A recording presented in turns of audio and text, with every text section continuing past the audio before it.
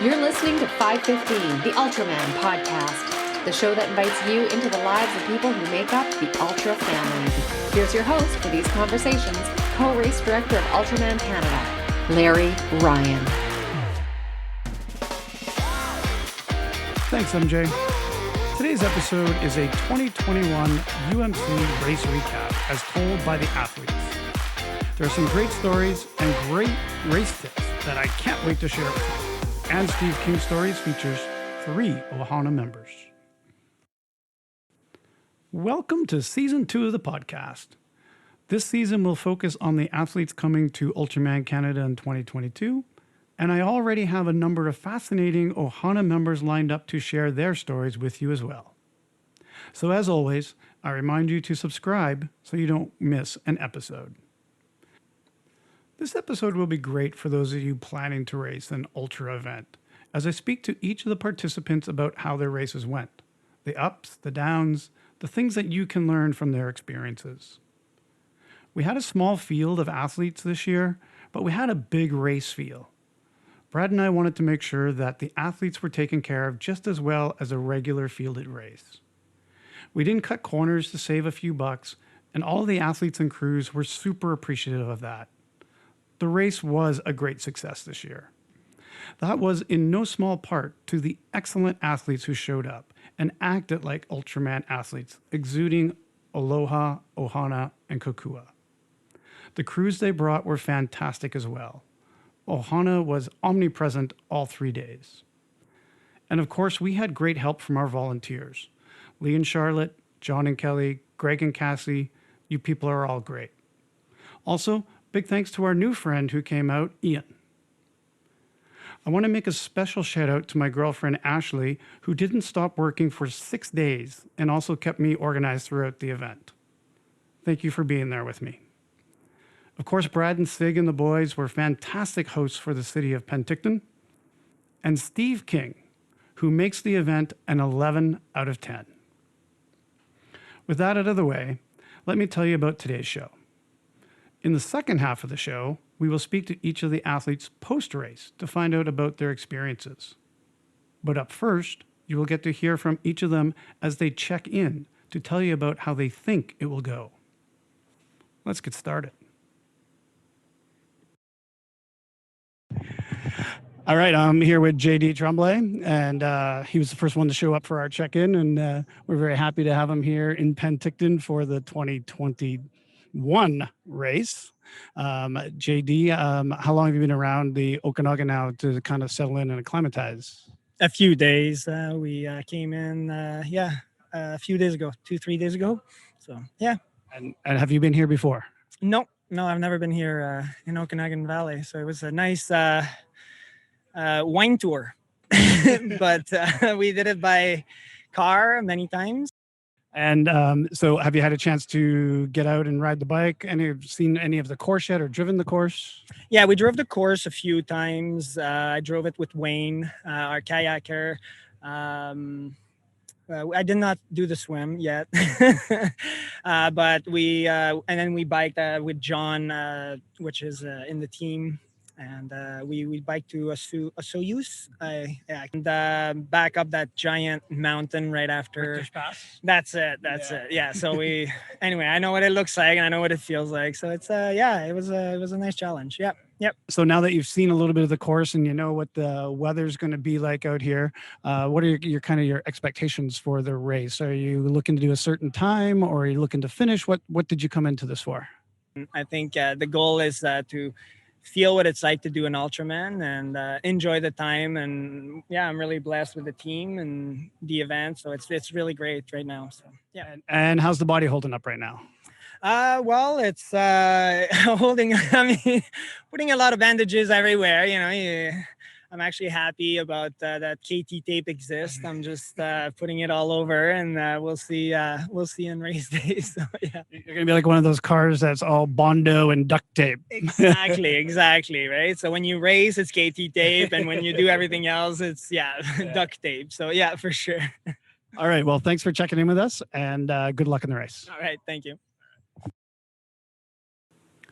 Next is Barry Berg, who has been training for this race for a number of years as he was planning to do Ultraman Arizona even a year before the COVID shutdowns. Barry, how are you feeling about your preparation for the race coming in? How many days you've been here? What's been the situation to get ready? Well, I have been here for about an hour, so just got here. I guess I feel pretty good about the prep so far. It's been a long prep for this because I prepped a couple times and, COVID, we had a few cancellations or postponements. So, but I feel pretty good overall. Maybe not quite as swim ready because it's been, hard to get sort of swim time. But, other than that, everybody's in the same boat. So, yeah. And I think you've done more swimming than most people because you've been braving the colder waters. Well, we have been swimming. We've been swimming in the ocean. We swam until November, and then took a break, and then we've been in since May again. So not too. But fortunately, there were a bunch of pools in Vancouver that opened, but for a shorter time slot. So, and again, no group swimming, which is I think where you can really. Well, for me, group swimming is where you really get your improvements and your good workouts. I don't motivate myself very well just on my own, unfortunately, in the water. Yeah. And do you have any expectations for your race this time? I know this is not your first time out, so what are you expecting to do? Are you looking for a PB? What's going on there? Well, of course, I'm looking for a PB. I mean, well, I guess you shouldn't say of course, but yeah, I'd like to. So I guess I have a few expectations. I don't know that I can swim as fast as I did last time. And the course is a little different. You don't know with the, the winds and that kind of thing because they make a huge difference. So, but I guess generally speaking, I would like to take about 12 minutes off my last time. So just 12 minutes. 12 minutes. Actually maybe 12 minutes and 45 seconds, but I think that's, if I'm not mistaken, that's about what I need to take off. So excellent. All right, well, thanks for checking in with us, and we'll hopefully check in later on in the race as well. Sounds good. Thanks a lot. I'm so happy that we're going. It's been a long build up, and thank you guys all for doing everything you've done to get this going. Appreciate it. Come over here. Get in. Yeah. Get in. We'll let you guys talk a little bit too. Yeah. you got to come right around to make that work. You get in there. I'm shut. There.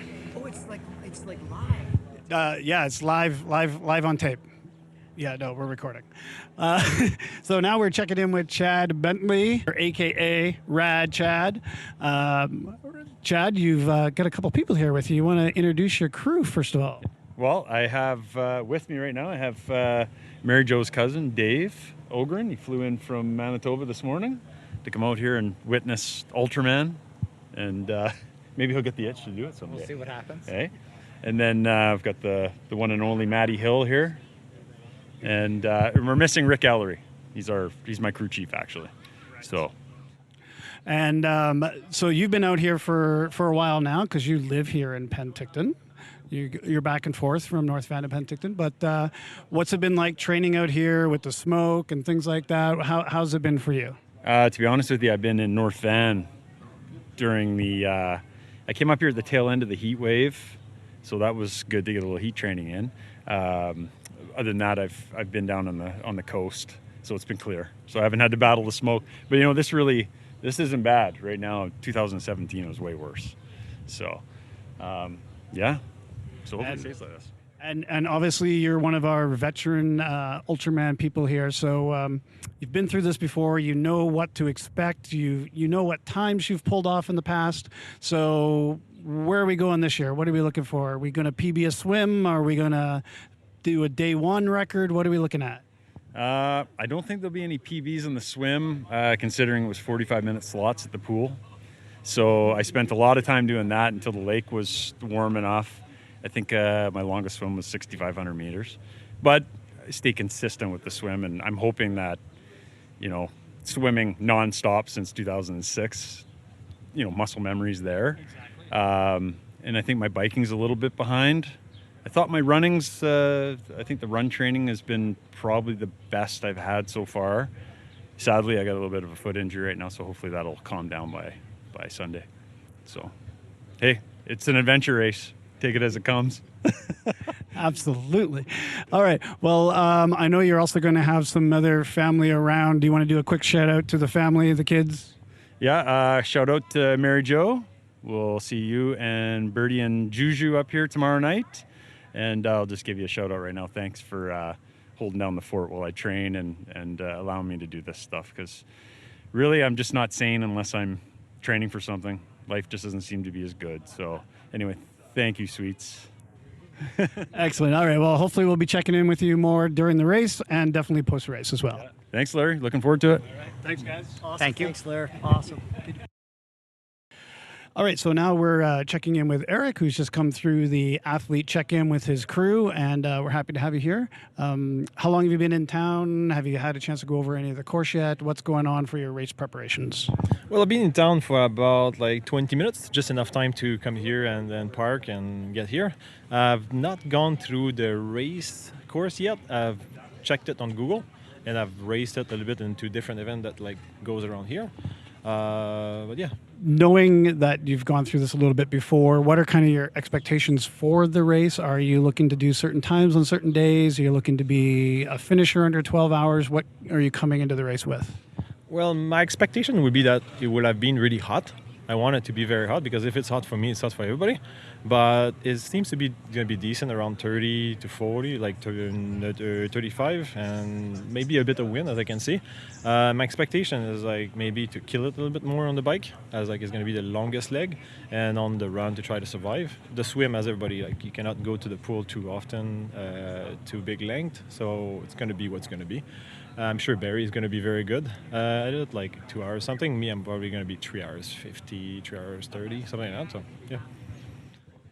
And you've brought some crew with you as well. Can you tell us who your crew are and what your relation to those people are? Yes, my first crew is my sister. So she's been with me through a few races, and she's my little sister. So she's awesome, and she also does triathlon, so you understand a bit of it. Her name is Julie. And she will be taking care of me, I think. I think she's a person that really take care of people and that like care about people.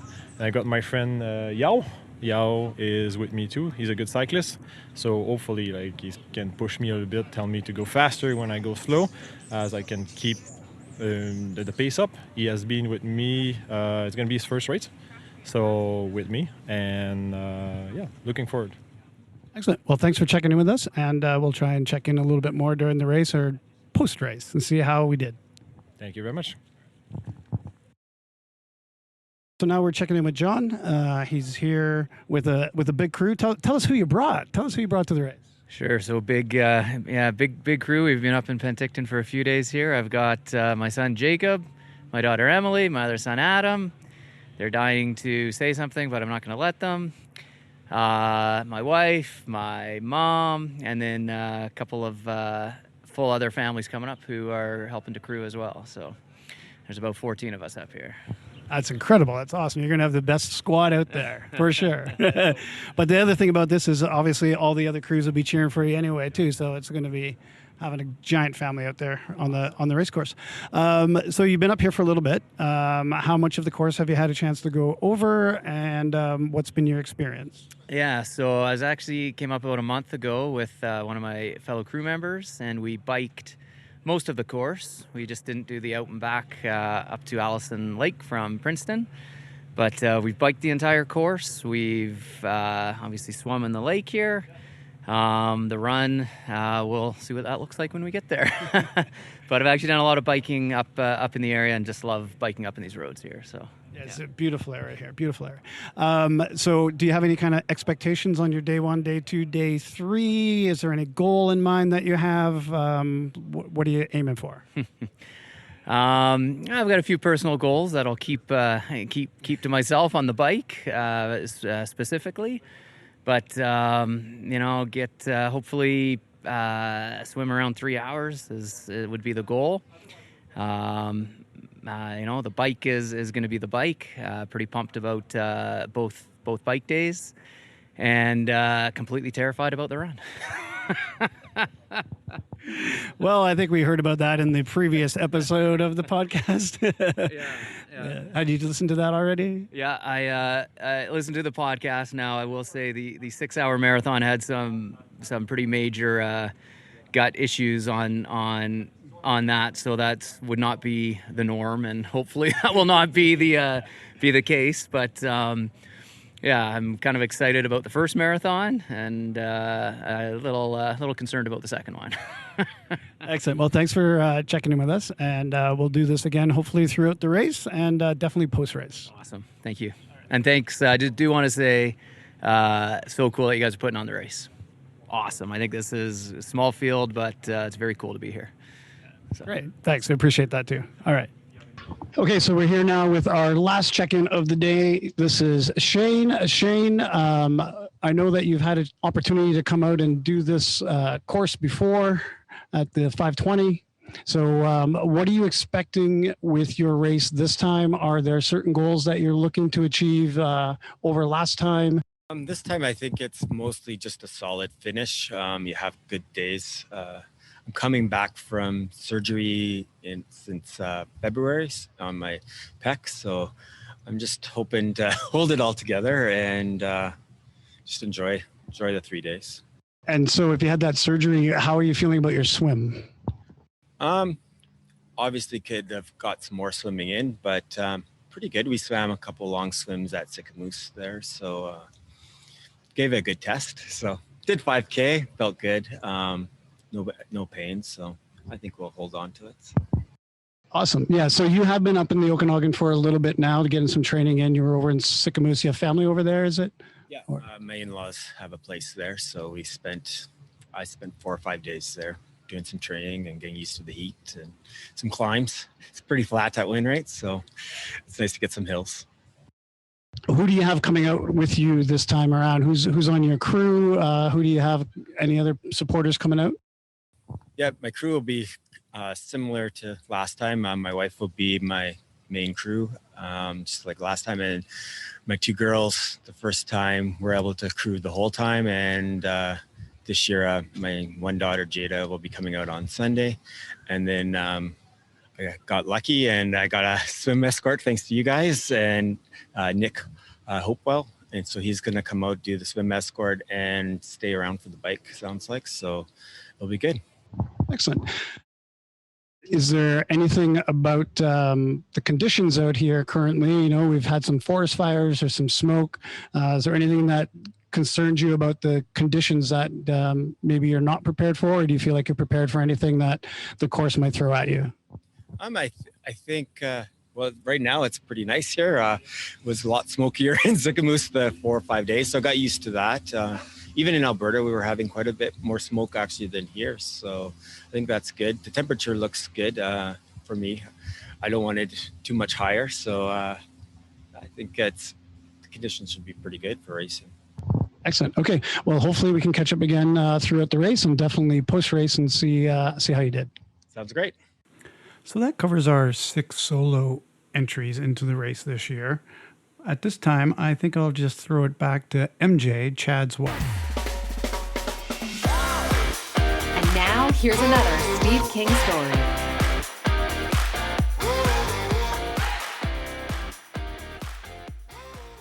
So up until now, I've been introducing you to individuals, but I'm going to introduce you to 3 individuals on this occasion. And they are Tracy McQuare, Barb Owen, and Lucy Ryan. They're all Ironman Canada finishers, and they're all Ultraman Canada finishers. Let's take a look. Tracy McQuare.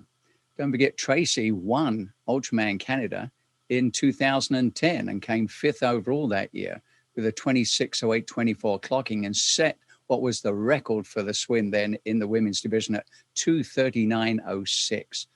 She also went to the UK and won their event overall as well in the women's division.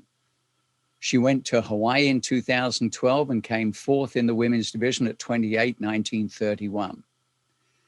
Barb Owen. Now, this lady came and did a solo Ultraman, meaning she didn't go to the Big Island following this. But in 2006, She was 5th overall amongst the men and took the women's title by 19 minutes, 37 seconds over Tony Bastis of the US. And what was interesting was that the following year, in 2007, Tony herself came back and won the event at 30, 36, 44.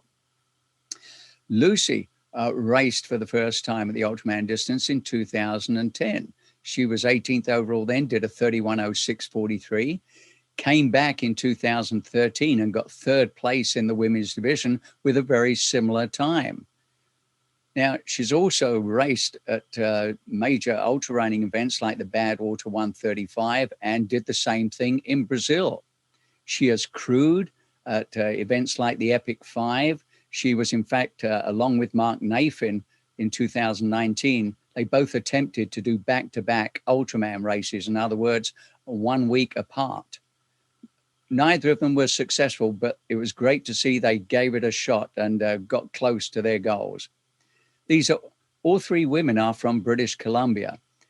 And so when we celebrate Ultraman, we celebrate camaraderie, aloha, kokua, and ohana, and they celebrated by taking on a major challenge between the 3 of them as a team, when in 2013 they took on the Salton-Sea 81-miler and finished in 23 hours, 10 minutes, and 30 seconds.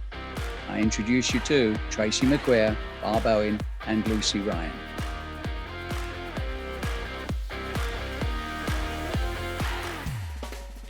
Of course, Tracy showed up to the race this year as her husband Kevin was part of the relay team with Lucy and Scott.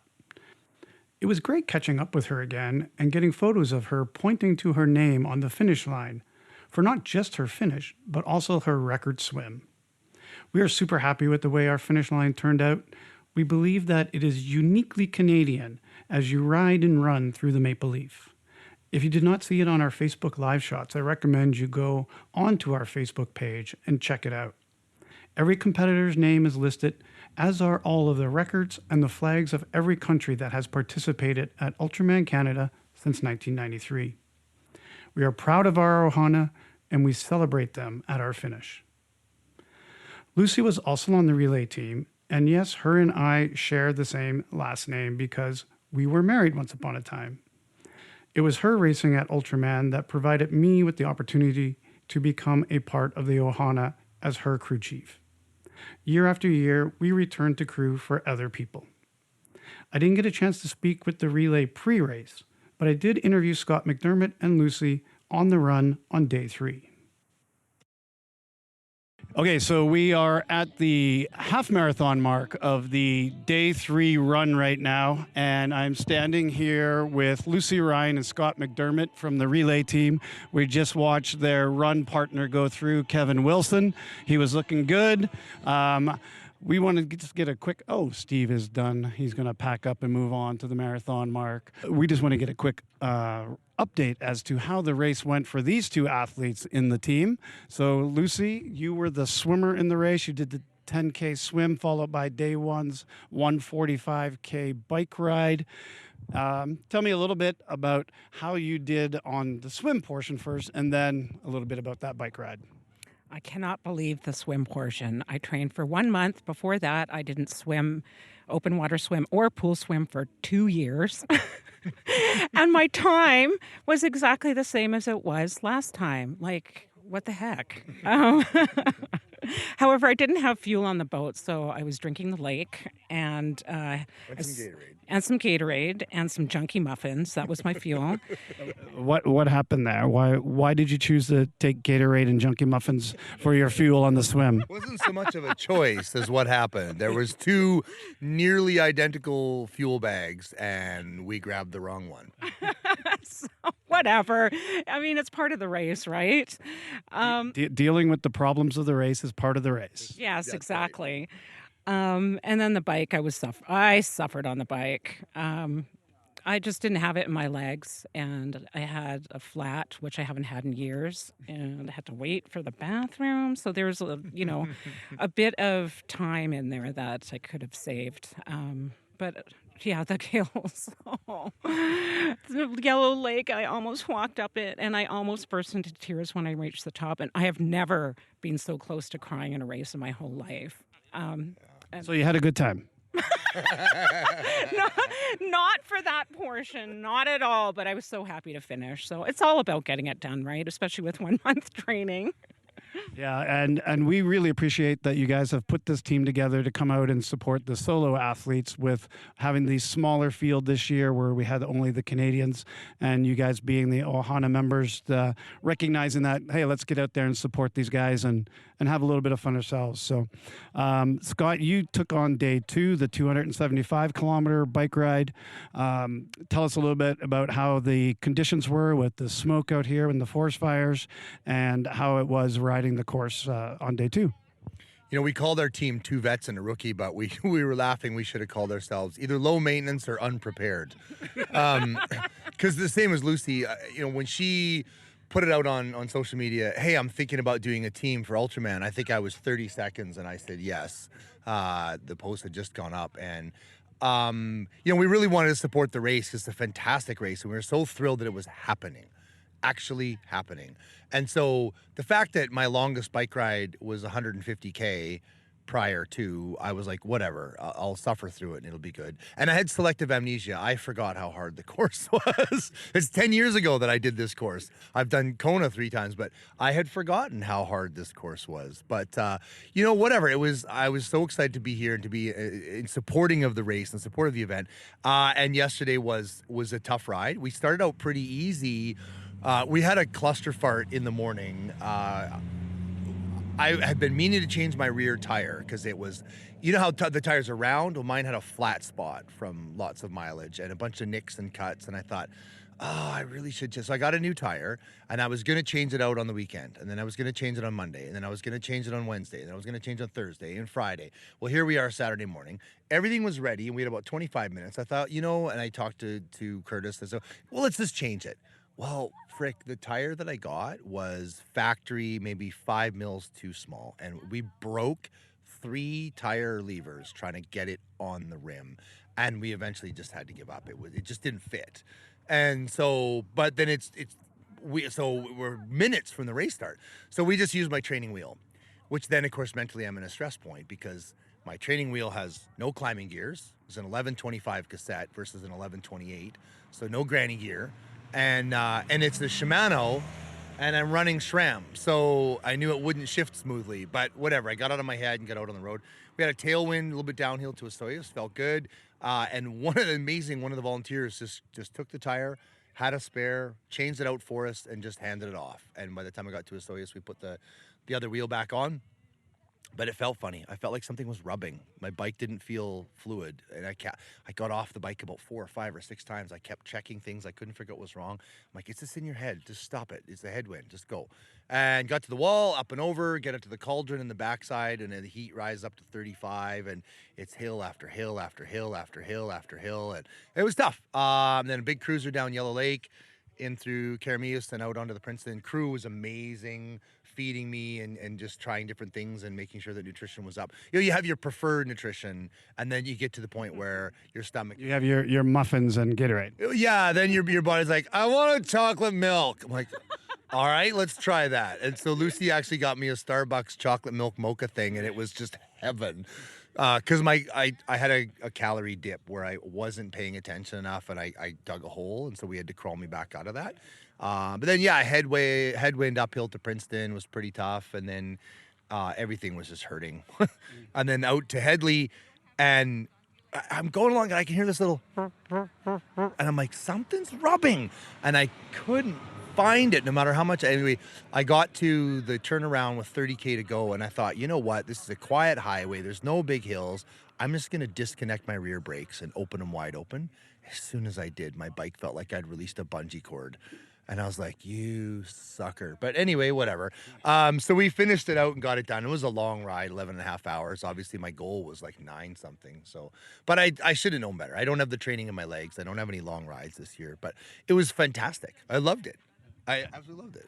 And for you, you're still prepping to go to Kona this year. Yes. So this is a good day for you to get in training. Yeah, exactly. I looked at it as, you know, I'm getting ready for Ultraman in Kona in November, which obviously I've got a lot of big miles ahead of me that I hadn't done yet.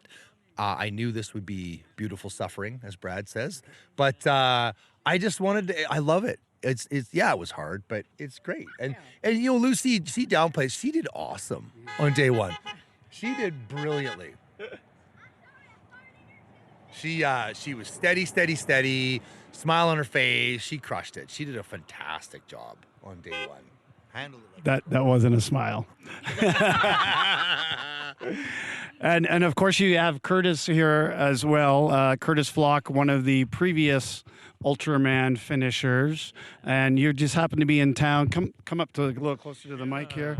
How is it that you happen to get onto this crew here with this relay team? My good fortune, my good luck. What a couple of legends these guys are. They toughed it out and they grinded it out, and I'm super proud of them. So happy to be here. And what were you doing in town? How does this happen?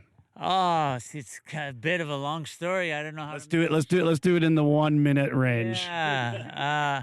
I was bicycle touring around the world, and I got stuck in Uganda for COVID, and I made my way back to Canada. I've only been in Canada twice in the last 11 years, and yeah, so I'm kind of a, I don't know, COVID refugee, and I've been to 68 countries in the last 11 years. Canada's my favorite country, and Okanagan's the favorite area, and it's such a pleasure and so happy to be here. All right, guys. Well, thanks a lot. And then we'll catch up with Kevin after the run, hopefully, and get his story. And enjoy the rest of the day on day 3 today. Thanks, guys. Perfect. Awesome. Unfortunately, I have not been able to catch up with Kevin because he's been working with fighting fires in the Okanagan. But I can tell you that he ran a 10:03, and he was third of the runners that ran on day 3. Thanks, Kevin, for coming out and being part of that relay team. We really liked seeing you and Tracy out there. If you have not checked out our official results from the race yet, they are available on our website landing page, officialultramancanada.com. Why are we official Ultraman Canada? Because we want you to know that we are the only ultra distance race in Canada that allows you to qualify to apply for the Worlds in Kona. Just because a race uses Ultraman in their name or in their emails to the athletes does not mean that they are affiliated with the actual brand. The only races that qualify athletes for Ultraman Hawaii are Canada, Florida, and Arizona. We had some of the athletes in the race this year who have done the 520 before, but has specifically come to our race this year in order to qualify to get to Hawaii. And we are happy to say that 3 of our racers this year have been accepted to Kona in November. So go over to our webpage at officialultramancanada.com, and on the landing page you will find the results from this year that you can follow along with as you listen to the rest of this episode. And you can also find the link to apply for yourself. All right, as promised, now you're going to get to hear from the athletes post-race to hear how the event actually went for them. First up, we're going to speak with Eric Dufour from Coquitlam, British Columbia. Your expectations when we spoke pre-race at the check-in was that you wanted it to be really hot so that it would be hot for everybody. Is that one of the things that came true for you? Was it hot enough for you out there? I know it got up to about at least 37 degrees on day 2 and maybe on day 3 as well. So did it get hot enough for you out there? No, it didn't. So I was expecting to be a bit more hot. It was pretty warm, but I generally had no problem with the heat itself. I got dehydrated for most of the days on each day, a little bit less on day 3, and I got rehydrated. It was not a problem, but that was because of another factor more than the heat. But the heat itself was really manageable. There was not a problem there. For me, at least. And with the dehydration, was that a factor of just not taking enough liquid in? No, it was a factor that I'm on medication for certain things, and I got dehydrated really bad, and I didn't plan for that. It was not something that I was expecting, so it was nice, a nice curveball into it. Yeah, you want things to deal with. You want to have those stories at the end of the race. Yes. It was good. You thought your swim would be around 3:15 to 3:30, and your swim was actually down under 3 hours at 2:59:58. and you had Steve King yelling at you and yelling at Julie to get you in under that 3-hour mark. You probably didn't have the opportunity to enjoy that in the moment. So I'm just going to play you a little clip of Steve calling you in from the swim. Yes. Stunning performance from Eric as well. Yao Wen Chang will be ready to welcome him as well, and they'll get underway as soon as possible, as we are now at the 30 seconds to go. Come on, hard as you can. Let's give him a push. Go, go, go. Eric, push, push, push. Stand up and run. It would be quicker to run. Push now. Hard as you can. You can get us. Run it in. You need to really motor. Run it in. Seconds to get us. Run it. Run it. Run. Run. Look at the time. Come on, run. Push. You're going to go sub 3 hours. Let's get him right through there. You just dove back in and swam some more. Yes, yeah. Get up. Run, run, run, run.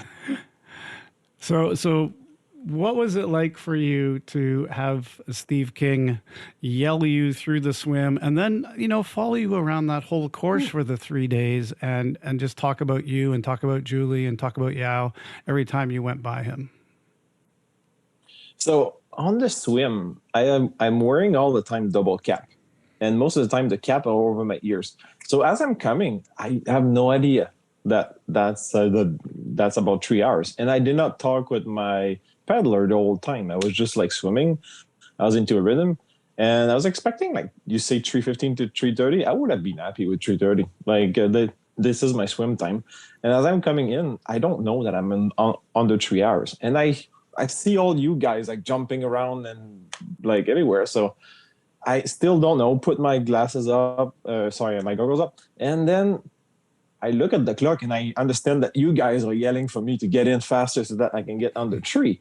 So that like I just like start diving in and start swimming because I feel that I'm faster at swimming instead of trying to like run through water. And at the end, I remember there was like 2 seconds, and I actually like fumble. I tried to fumble forward to make it under 3.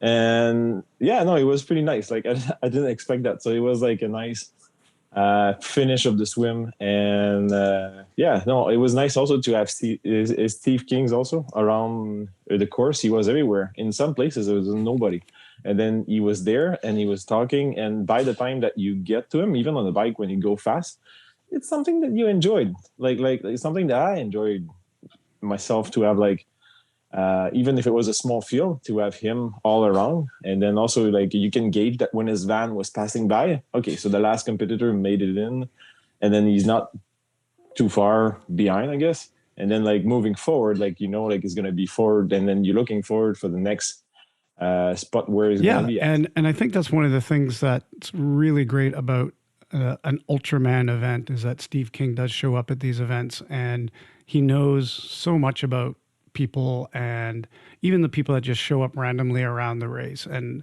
he keeps people motivated by just giving them those stats and giving them the splits, and everybody gets really excited when they hear his voice because they know, well, maybe if it's at the finish line, once they're getting close to the finish line, or one of those random spots where he talks to cows on the side of the road, it's always great.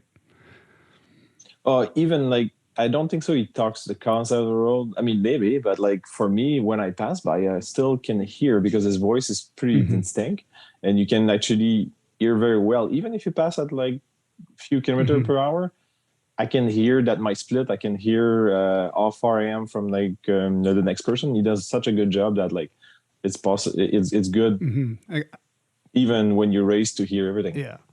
When we met in the pre-show, your strategy, you said, was to work hard on the bike and survive the run. And your total bike time ended up being 15:44:36, and your run time was 11:29. Did you stick to that plan? No. So I tried to work as hard as I could for the bike. Okay, in terms of performance, that's one of my disappointments, I guess, if you talk about the performance. I was expecting to be much more faster than that on the bike, like much more faster. But it didn't happen. It's okay. I'm happy about it. Anyway, on the run, yes, I actually did my best to survive. And no, I think I had a good strategy there. Mm-hmm. And overall, your time was a little over 30 hours. Is that where you thought you would be pre-race? No. I was thinking more like maybe 26 to 30, under 30.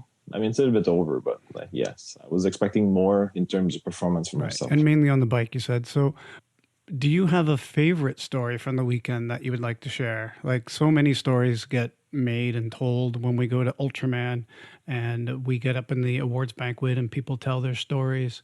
Is there a story that when people say, oh, that's a crazy race that you did, why would you do something like that? Is there a favorite story that you're going to have to tell people? Well, you just mentioned at the beginning, like at the end of the swim, like the whole swim, I didn't eat anything. I didn't drink anything, which probably why I should have drank a little bit more to be less dehydrated. But like, I was just swimming, and then like GD Tremblay was just beside me, and we were swimming the entire way, almost like together. And at the end, when I came in, I had no clue, like absolutely no clue. Like I was under 3 hours, and when I see you guys jumping everywhere, I'm like, oh, those guys are pretty happy at that time in the morning. And then I look at the clock. Oh yeah. And that was the biggest story for me, I guess. Yeah. And then also the second one was like, I'm running toward the end of the race, 11 hour in a bit. And then I see like a car coming up and stopping. And GD Tremblay came back on the course to run at the end with me about 3 kilometers. And I found that awesome. That's pretty good. I didn't expect them to come back, but I mean, I didn't expect that anybody to come back, but I knew I was close. But like, yeah, it was nice to see people coming back to me. Yeah, and I think JD totally got the idea of the spirit of the race, going out and doing that to help the last couple of runners come in as well. Well, Eric, it's been a pleasure to have you on the podcast, and even bigger pleasure to meet you in person and enjoy that weekend with you up in Penticton. And hopefully you will come back and see us again and be part of our Ohana, whether it is racing or crewing. And if you decide to do that race in Hawaii, best of luck to you on that one as well. Thank you very much for having me on that podcast. And also, I was thinking maybe I could go back and race again, like into the following years at Ultraman Canada. But like, though that race is filling up so quickly that I need to make my pretty fast, because otherwise I need to race in 5 years or something. Yeah, it is sold out for next year and half sold out for 2023. So that's pretty good. We definitely have some demand coming in Penticton. All right. Well, thanks again, and we'll talk to you again soon. Okay, thank you. Next, we're going to speak with JD Tremblay. In the opening, he said he felt just blessed to be at the event with his crew. And this really comes through in his post-race interview as well, because when he speaks about the race, he doesn't speak about me or my race. He says we and the team. And he had quite a few experiences during the race, and he never let any of them get him down. So let's hear about some of those. You had a sub 3 hour swim. You were 2:57.54. That was good for fourth coming out of the water. What sort of swim training were you able to do prior to the race? Because I know for a lot of people with COVID that the pools were shut down a lot, and that was one of the concerns that we had as organizers, is the safety of the swimmers and their ability to actually complete the 10K. So what was your swim training like prior to the race? So in Quebec, the pools were all open, but they only opened at the last minute. Obviously, the lakes were closed in my hometown because it was frozen. But so I did not have any open water training. But in terms of a pool in the last 2 months leading up to, or a month and a half leading up to the race, then I was able to access a pool and then swim for maybe an hour or two a week. And that was the training that I did. So not much swimming. And so then you hop on your bike, and for the 145 bike of day one, you came in at 5:47, which gave you a total time of 8:45, and you were in fifth place at the end of day one. Was there anything out on day one that stands out in your mind as something memorable from the race? Well, yeah, a lot. We came out of day one, like I came out in T1. So in between the water and the bike, and I picked up my bike. And although my crew checked and make sure that they followed the plan appropriately, pumped up my tires, I grabbed my bike and right away I had a flat tire on my tubular. And so made it that very frustrating regarding the equipment itself. So right off the start, we ended up again with a mechanical problem. Then I put on my shoes, clipped my pedals, and my pedals just would not clip in properly. And I discovered apparently that you need the clips special for the Garmin pedals. And so that's something that I never experienced before, because the last time I biked outside with my bike prior to, I guess, the race was because I trained on an indoor up north of Quebec. There was just ice everywhere. So I biked last time in 2019 for the Ironman in Louisville. So that was. Well, hold on. Wait a second. So the last time you were on your bike on the road was in 2019, and you're coming out and doing Ultraman. Yeah, it was it was just like no training outside. And prior to the race and that week leading up to the race, that was the first time that I got on my bike. The pedals were working fine, but if they get just a little bit of wear and tear, they don't work for the Garmin pedal. So I had to switch my pedals, and I was just indoor. Right, pretty much like the Lionel Sanders kind of training, right? Everything is on a trainer, and then all of a sudden you're outdoor, right? So, so it worked fine, but again, we ended up with mechanical problems on my back derailleur. The pads for my elbows just all of a sudden just gave. We ended up with a computer issue. My brakes, because I switched from a carbon wheel to a normal aluminum wheel, so the pads on my brakes were not the same. So again, brake issues, derailleur issue. Like I could not even clip in to my shoes.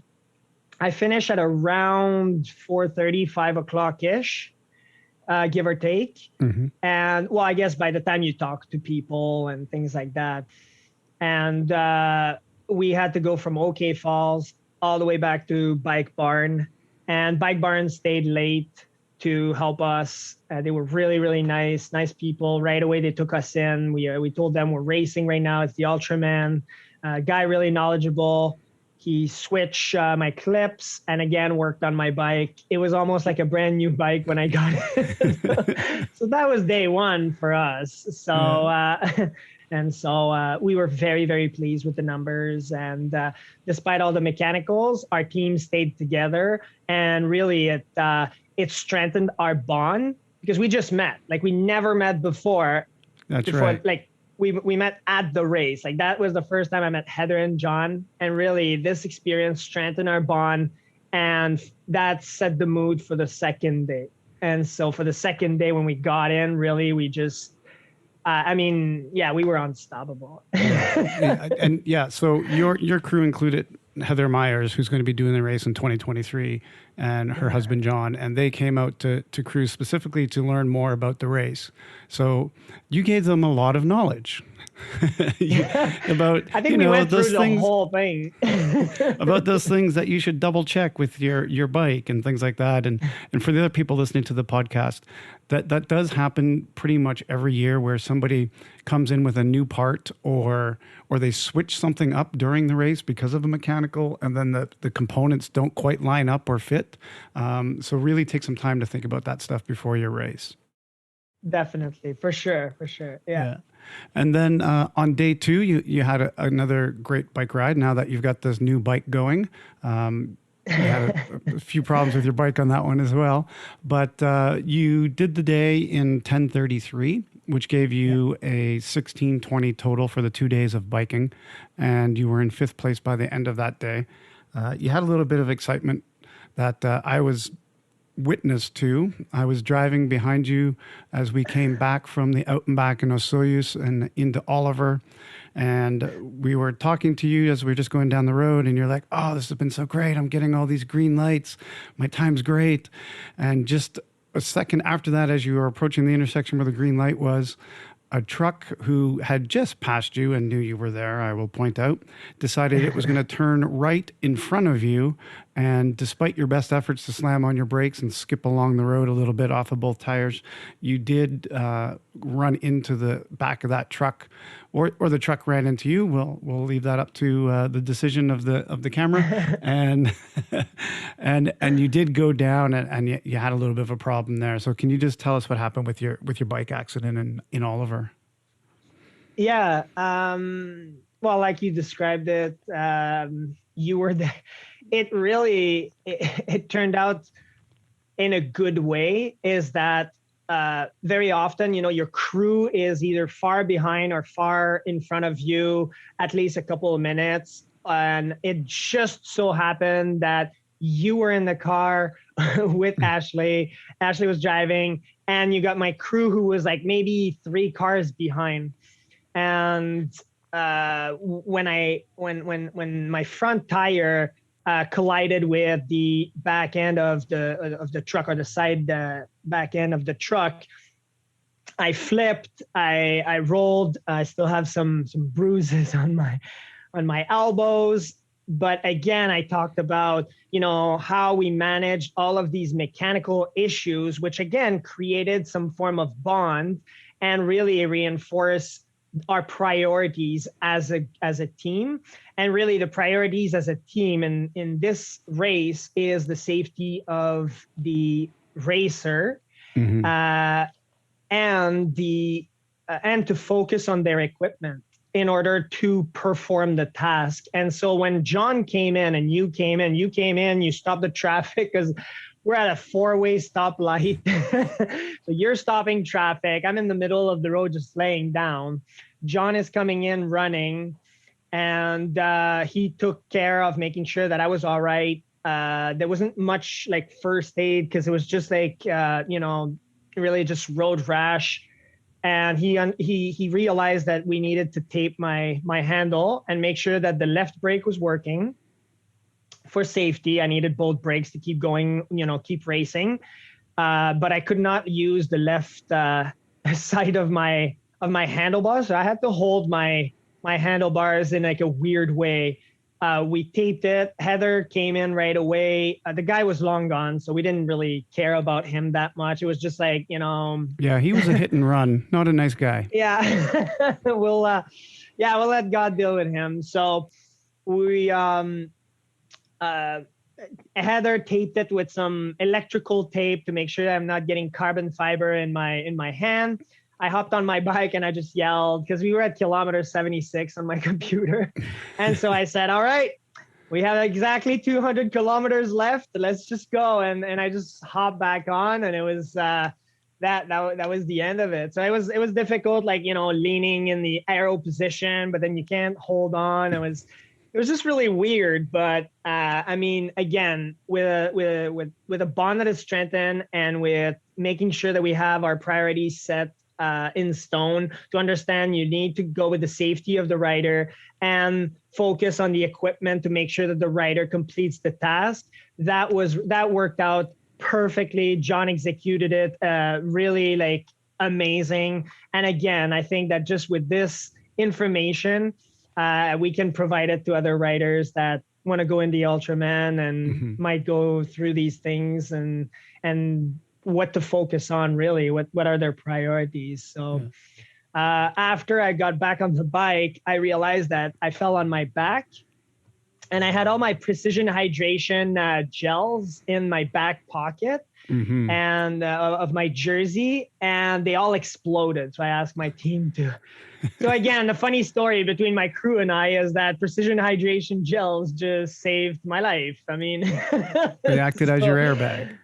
Exactly. So it was a fun story. And so let's move on to day 3 then. surely you were able to train for the run, right? How much running were you doing prior to Ultraman? I did a lot of running. But it wasn't like the distance. I was not doing lots of volume because I was not really expecting. I was actually really expecting that the Ultraman would do like other races that I've registered for, and they would cancel at the last minute or something like that. So I was doing maybe like a 10K. I did train for the run. The run was my strong suit for sure, definitely. Yeah, you took off on that run for an ultra run. You went out at a pace that people were not expecting. Everybody was thinking, "Oh man, this guy's gonna blow up," because you went out at a 10K that was faster than 50. I think you were at 48 or 47 something. Your half marathon time was what was it, like 144, yeah, like 144, which is very it's not fast, very fast, but it's very fast for what you for would 84 see kilometers. It's very for an fast. 84, yeah. Yeah. And you finished your run with a 9:13, which was the second fastest run next to our winner, Barry. So yeah, you definitely had the run under your belt to help you to do that. Have you ever run that far before in one go? No, the fastest I've ran was during both Ironman Mont Tremblant or the 42K in August of 2019, and then October 2019 I ran 42K for Louisville at the Ironman. So not only the run. So I never ran further than 42 kilometer 0.01 or something like that, so I've never but we knew that the plan was to beat the sun, to do as much as we could before the sun came in. So that was essentially our strategy. So we didn't really, as long as I didn't bunk, then we were okay. Mm-hmm. That was essentially the strategy. I can say that it worked and it didn't, because we had to stop a bit longer when I switched out my shoes and when we started eating and things like that. Mm-hmm. But so there were some ups and there were some downs, but for me the biggest factor was really the sun and the heat, because again I came from northern Quebec, and when I left a few weeks ago it was 7 degrees Celsius. So so 30 degrees hotter. Yeah, so now you're at like 35, 37. Really, the biggest factor is not so much the hills, because in northern Quebec, it's all hills. Mm-hmm. And so, the biggest factor to play with was the heat. So what I did was, we just I ran faster than my pacer. And then after this, my pacer caught up, and we just, it was really fun. We had lots of good moments. And again, the trust level was so high between all of us, and our bond was so strong with all the fun things that happened to us, like car accidents and mechanical problems and everything that were fun things, right? That really, we had a lot of things to just be thankful for, right? So we just kept on being cheerful and happy, and that made it a really fun event. Cheerful and happy. And one of the things I said in the briefing prior to that is, when you're out there, make stories. And I think you definitely made stories for your race. But getting back to the cheerful and happiness, one of the things I definitely want to let the listeners know about your race is that you were our Ohana Award winner as well. And that was because of the way that you just exuded the Ultraman ideals all around the course for all 3 days of the racing, the day before, the day after. Like, you were always right there with a smile on your face and helping other athletes. Even after the long run on day 3, you went back out with Shane, who was still coming in order to help him get in. You also helped one of the other athletes out with their nutrition, I understand. Someone who was not quite as prepared with their nutrition. and all of those things, the way you just showed the Ohana spirit, we were very happy to award you the Ohana Award. So that congratulations on that. And you definitely will be that kind of person again when you go on to Hawaii, I'm sure. And so for the people that are listening now that are going to meet you in Hawaii, this is the kind of guy you're going to meet as an Ohana Award winner. Yeah, well, I mean, it was just like I said. I think it was a huge part was my crew. They played a huge factor in all of this, and that's why I left them with that award, right? And I kept the other piece, and I gave it to them because as a symbol to know that I mean, the way that the awards were created was that the Ohana Award and our other award were two pieces of a puzzle that created the leaf.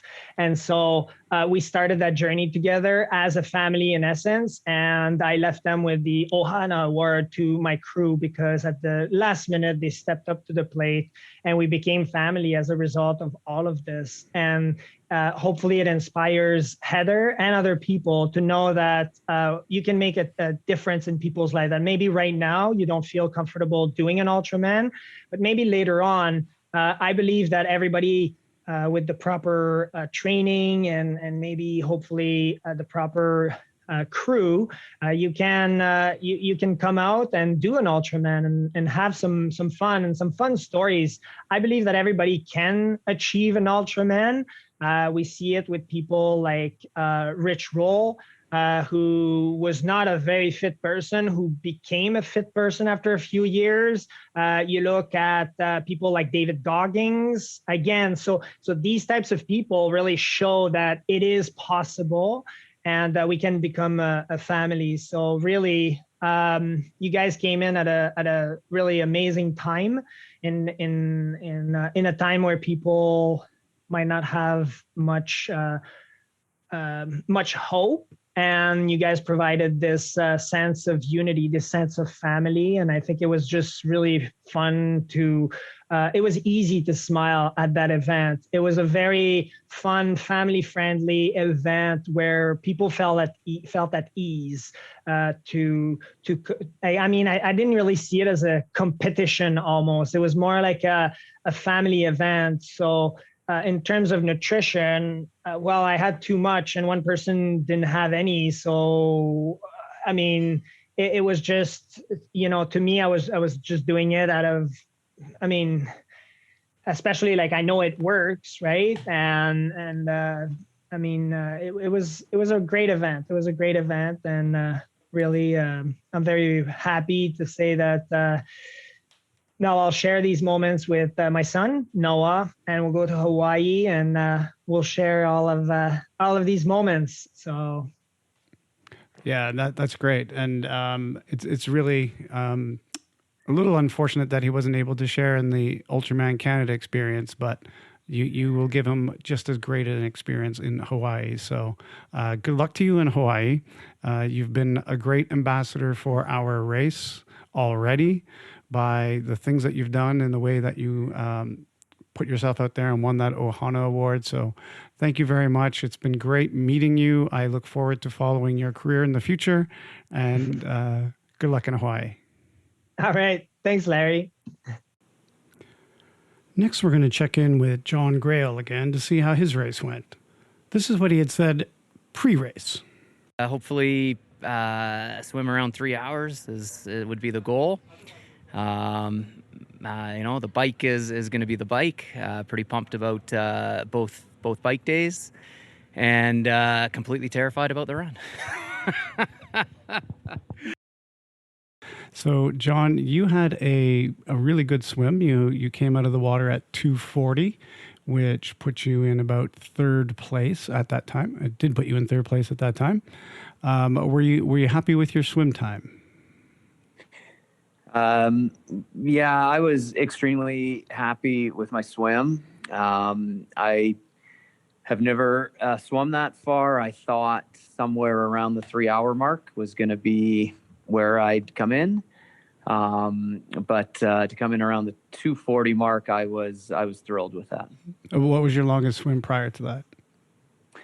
Longest swim prior to that was 7,500 meters in Alta Lake up in Whistler. And other than that, a lot of, kind of swimming 12 to 15K a week, but over 4 or 5 swims. So, my longest swim other than that was about 5K. Mm. So for the people that are out there listening and thinking that the 10K swim might be the thing to stop them, they can get by with just doing it the one time. Yeah. Well, yeah. But, certainly did put in the miles for a number of months in a row there. Yeah. You came in prepared for sure. I know some of our athletes were feeling underprepared, thinking that, oh, well, it's not going to happen. Ultraman's going to cancel, and maybe didn't train as well as they should have. But you definitely came in well trained, and that showed up on the bike, which is your strength. You did a 4:18:19 on the bike for day one, which gave you a total of 6:58:22. So you just got under that 7-hour mark. At that point, that puts you in second place, and you were about 10 minutes behind Barry for day one. Were you thinking that the day one bike came out the way you thought it would as well? In all honesty, I was very disappointed with my day one bike. I experienced major cramping in my legs from about a Soyuz to the finish, and I've never really had that issue too much before. Looking back on the race, I think it all had to do with not getting enough fuel and drinking enough while I was swimming. We kind of looked back, and I only had about 1 bottle of water during the swim. And I certainly paid for that on the bike. I was, I know that course, that loop inside and out. And, as I came into Karamias, I mean, every muscle in my legs was twitching and about to go into spasm. And by the time I hit the hills there before, I guess it's Yellow. Is it Yellow Lake at the top there? I actually stood off my bike for about 3 minutes with both quads in full spasm cramp, to the point where, I mean, I couldn't move them. And that eventually settled down, and sort of did what I could to get into the finish. So the day one bike, I mean, well, pleased somewhat with the time. I was let's say not happy with it. Yeah, you left some time there that you think you could have had for sure. And were you taking anything else in the swim? Were you taking any electrolytes, any gels, any solid food whatsoever? I had a gel and I had a banana out there, but as we sort of look back on the race, I think I pretty much started my bike dehydrated. Yeah. And that's not an uncommon thing for people doing this 10K swim for the first time. And Ironman, people are so used to be able to get through the Ironman swim and just, get their fuel on the bike. But because you're out in the water for so long, and yours is not even that long at 240, but more so even for those people that are going to be 4 hours and things like that out in the water, is you really need to be taking in that fuel early, because it does all add up for the rest of the day. So that's a tip that you can pass on to those people that are coming behind you. That was a rookie error. So on day two, you did a great job there. I think you were just under the 8-hour mark at 7:59:46. So that was fantastic. And it was the fastest rider for the day, which gave you a total bike time of 12:18:05. And that is the 4th fastest bike time all time for the 2-day. And I believe the day 2 bike time was also the 4th fastest time. So you were right up there, getting kind of close to the record. Was that something you were looking at prior to the race? I was certainly looking at a sub 8 hour time prior to the race. That was my goal going into it. But after my day one bike, we kind of strategized to, okay, let's make sure we start off easy, get the fuel in. So we kind of changed the race plan, I would say, after the first day bike, and really just rode, the first 100K up until OK Falls at quite an easy pace to kind of get into the ride, and then we kind of went from there. Yeah. And you were leading, I believe, most of the ride on that day, but there was a part that you weren't. What was going on there? Yeah, one of the other riders came up, pulled ahead, wanted to ride in front for 10 minutes down OK Falls, and so I wasn't in the mood to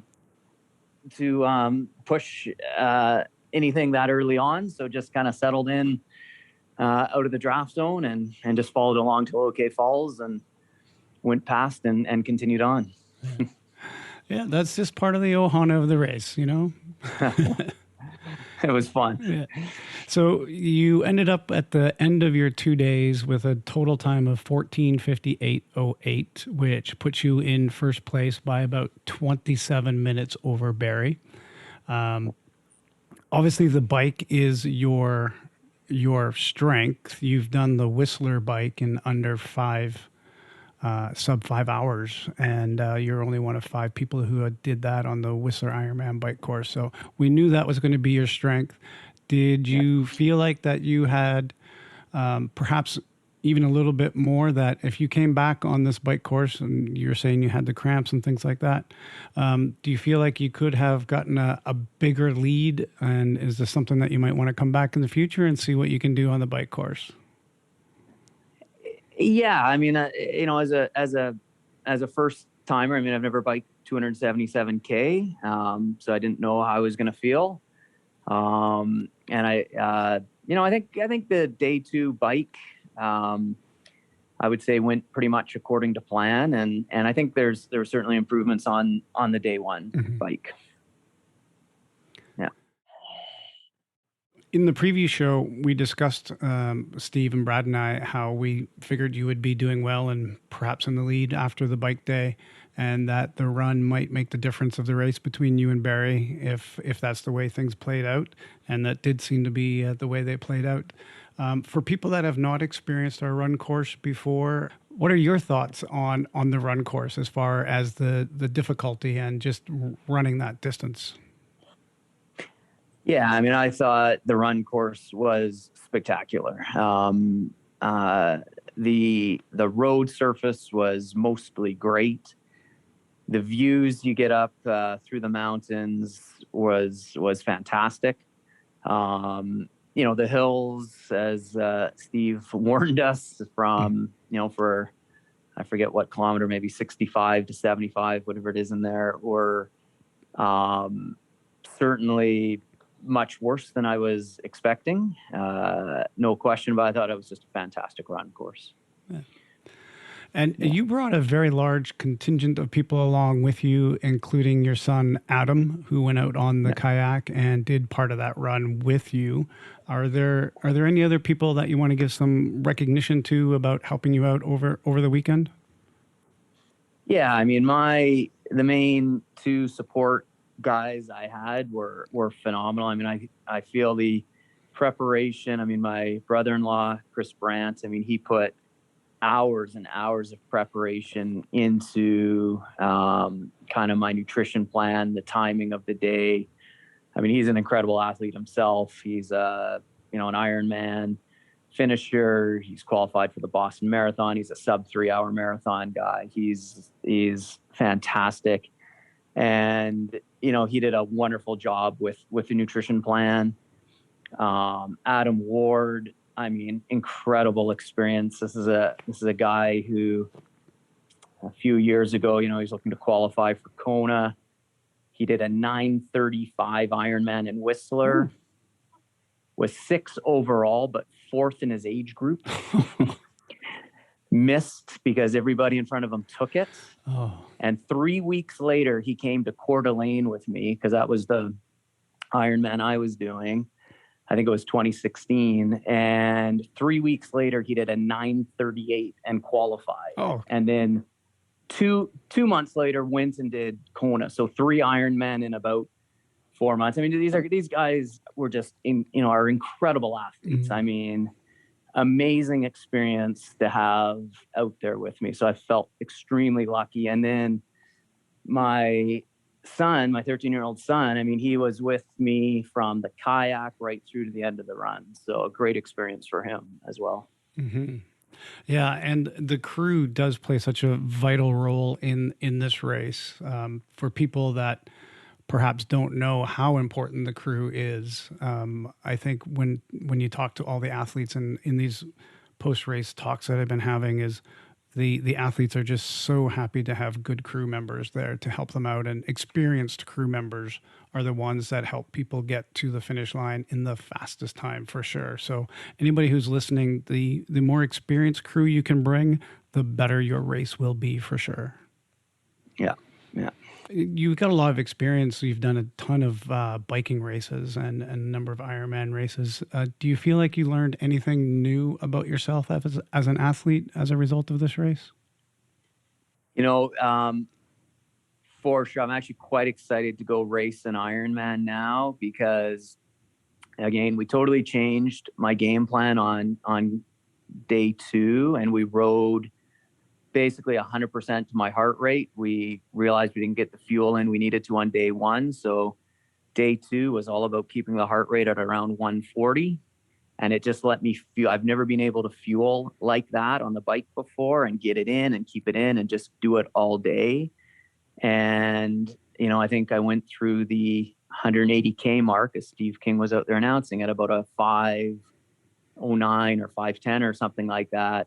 And that blew me away because I didn't feel like I was pushing, and maybe I was 10 minutes slower than I would be really pushing in an Ironman, but I had so much energy. And so it was, I'm definitely taking that away and excited to apply that to my next race. Mm-hmm. And that part of the race is you've completed a lot of the climbing at that point too. So it's not like you were on a flat part of the course to get to that point, to get that time. Yeah, that's right.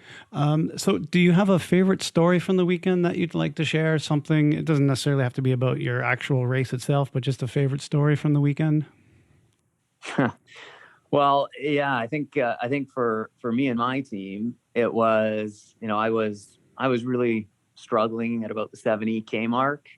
It was mostly a walk shuffle at that point. Mm-hmm.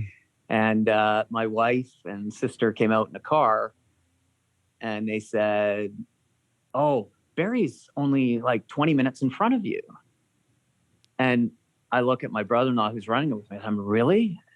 And so I did my fastest kilometer I had done in about 15 kilometers. I did like a 6-minute kilometer. And I was up in the 8-minute kilometer range at that point. And mm-hmm. I was just fueled with adrenaline until we kind of checked in with my wife again and like, really? And we realized that was 20 minutes of driving time, not running time. And realized that Barry had finished and had won the race handily. So that was a bit of humor out there for us. Yeah, that's a good one. Yeah. Well, John, we were really happy that you came to our race, and we were, so pleased to watch you bike around that course and do what you do so well. And all the people that you brought with you, the extended family and friends, we got to know some of them a little bit, and we were so happy to get to do that. And we're hoping that you'll maybe come back someday and try and mm-hmm. work on that bike record that's sitting there that I suspect you would have the ability to go and get if you really wanted to. Something for the future. Yeah. Well, John, thanks for checking in with us, and I hope you enjoyed your Ultraman 2021. It was a fantastic event, guys. You really did a great job. Yeah. Great. Thank you. Thank you. Now we're going to speak with Chad in his post-race. In the pre-race, Chad, you said that you did not expect a swim PB, and you felt that your biking was behind. Now, I know your swim was better than your past one. It was a PB, correct? It was, yeah. By a few minutes. By a few minutes, that's good. Yeah, that's pretty good. So how do you feel about your times overall? Like, I'll quickly go through these just for the listener. You had a 2:31 swim with a 5-hour bike ride on the first day for 7:32. You had a 9:38 bike on the second day, giving you a total bike time of 14:39 and a day 2 total of 17:10. And then on the run, you pulled off a 10:28.42 with an overall clocking of 27:39 and a third place finish at the event this year. So how do you feel about your times overall based on your previous experience? Because you actually have more experience than most racers. This was your 5th time racing the Ultraman distance. Yeah, it's interesting, Larry. So day one, I wasn't expecting to do a PB on the swim, just like everybody else. I think everybody was probably feeling the same, just because the pools were in North Vancouver were 45-minute slots. And by the time I got out into the open water, I think it was around Canada Day, I did a couple longer swims up in Penticton. And then I think I did one 6,500 meter swim, maybe a 4,200 meter swim in Penticton. And then I came back to Port Moody and just did 3-kilometer swims in Sassamat Lake. Kept it fairly consistent though, 3-4 times a week. So I was surprised that the swim felt so good, but I think it's, I've been swimming nonstop since 2006, 2007. So I think the muscle memory's there and you just build on that fitness, that endurance base that you have. So one thing I was surprised by even more than the swim was my day one bike. I was suffering out there pretty good, but I ended up having a good day one. It was, I think Steve said it was a personal best by 15 minutes or 18 minutes or something. Well, he would know, you wouldn't. Yeah. I don't, to be honest with you, I never track that stuff anyway, because it's not that important to me. More or less, I just want to finish. But so day one was great. It was a sufferfest out there for sure. The day two bike, it's right around my other times I've done on the bike. I've had one a little bit faster. I think one maybe a little bit slower.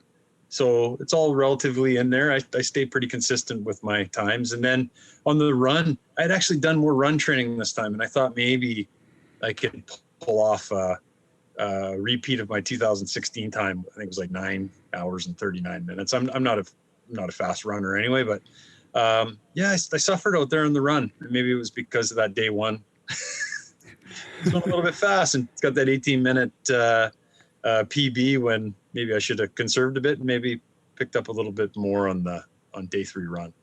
But all in all of my ultras that I've done, the ones in Canada, have all been in the 27-hour range. Like, they're literally minutes. If I look over at my finishers trophy, all the times on them, it's all right there.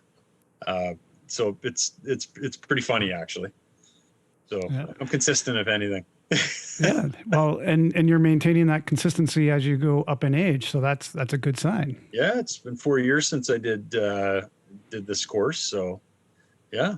So I'm happy. I mean, I'm over the moon about the race, just how it all unfolded. To be honest, I think it may have been definitely one of my favorite times. There's only 6 of us competing in the race, but I think just all in all, it was just a fabulous weekend. And I think it's because we were coming out of COVID and the race actually happened. I think deep down inside, a lot of people thought it would never happen, me included, and it did. So I'm just so happy. I got to say, I'm a little bit down in the dumps right now because the race is done. There'll always be a new one on the horizon. That's true. Yeah. Now, because you have done these races before and you can reflect on just this past race in general, What would you give as advice to people that are coming in 2022 about preparing for the race? Like, is there something that you've learned along the way that has been helpful for you in getting to the starting line? I think that number one, the rule of consistency is king.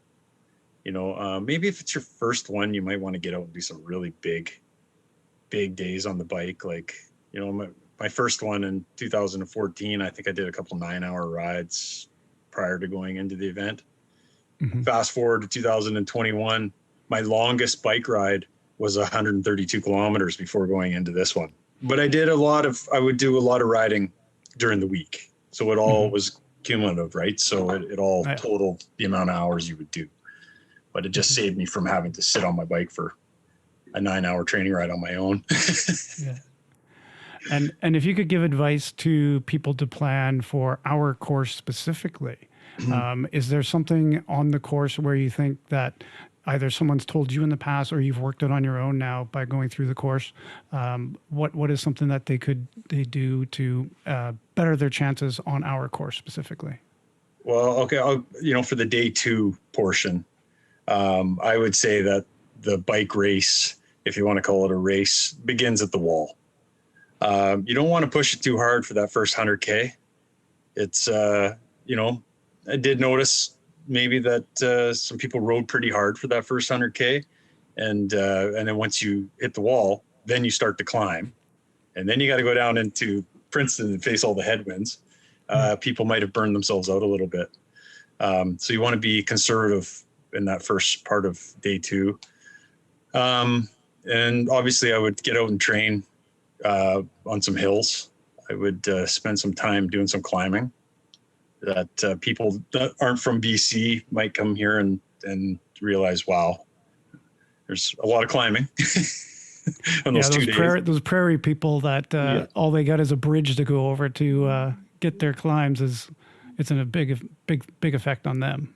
Yeah. Well, at least now you have Strava, so you can hit some serious hills there, at least indoors. And then as far as the run goes, same thing. I mean, the amount of elevation gain that you actually have to do during that run, like, it is not an easy run. I mean, that is 2 super tough back-to-back marathons. Like, if you compare it to Hawaii, for example, it's a lot harder. Mm-hmm. So, yeah, a lot of strength building on the run.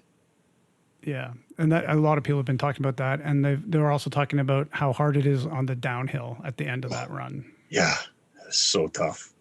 You want to run, sometimes you just can't, unless you're Barry. Then you can.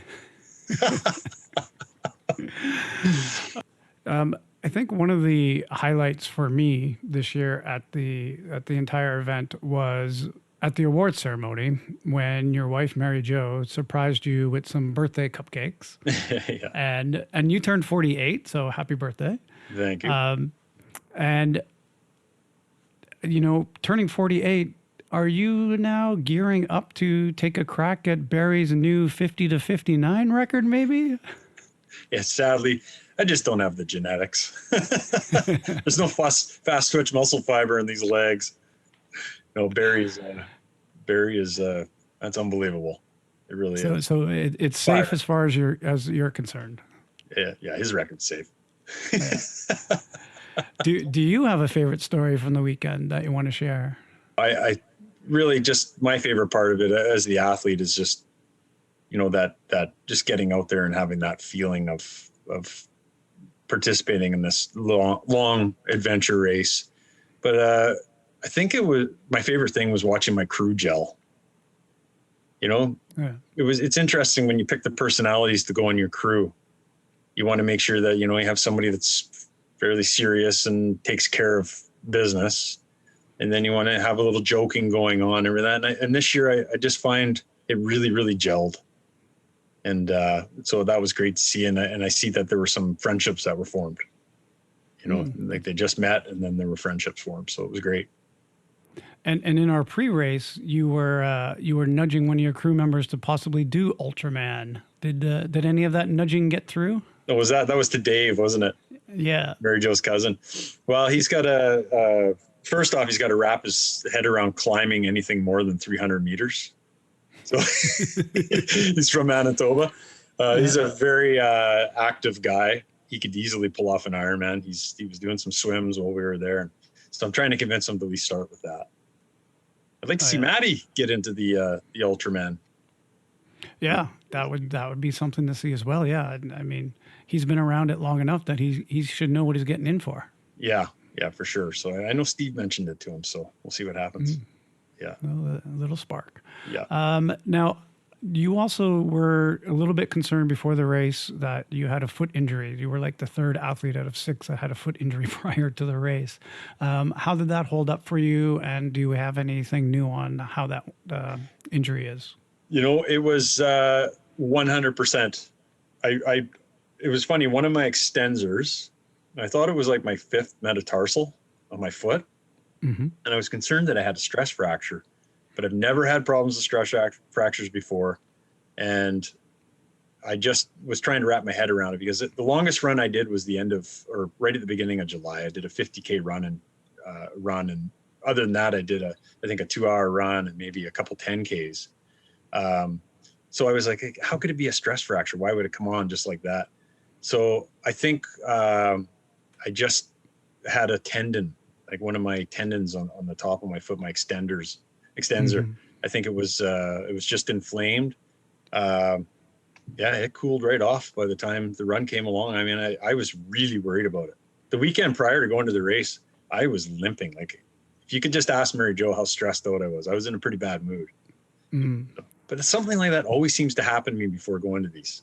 I've had hip flexor problems, and then they just seem to go away just in time for the race. So. I'm glad it did, and you were able to get through that run as well as you did. Do you have anything upcoming at this point in the Rad Chad realm of ultra or anything at all? I know you do a lot of variety of events to raise awareness and raise funds for different things as well. So do you have anything coming up that we should be looking out for? You know what? No events planned right now. I rolled my Ironman until next year. So I'll focus on Ironman Canada next year. And then I hope Brad and I were talking about heading over to Hawaii in 2022. So that would be something to shoot for. Other than that, I'm actually going back to school in September. So I've got into a program at UBC. It's organizational coaching. So I'm gonna, throw on the student cap for a while. That's excellent. Yeah, that'll go good with the rest of the business that you're running on that side. Yeah, so that's kind of exciting. Yeah, congratulations on that. Yeah, thanks. You and your wife went to school at a late age. Yeah, well, Mary Jo's going back and doing her master's degree. She starts in September. Oh. Well, there you go. Yeah, we're both going to be great role models for the girls. Yeah.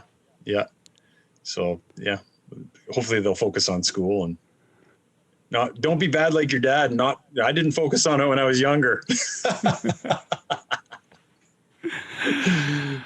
All right, Chad. Well, thanks for the post-race recap. Really appreciate that. And good luck with Hawaii in 2022, should you decide to do that one. Yeah. Well, thanks, Larry. And great job on getting that race going because it was amazing. It was a great time. Thank you.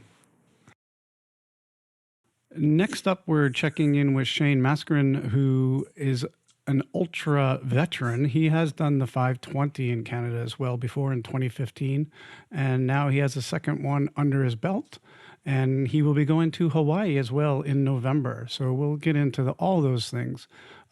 Shane, welcome to the podcast, and I hope you enjoyed your time at the race. Yeah, thanks for having me, and it was a great time at the race.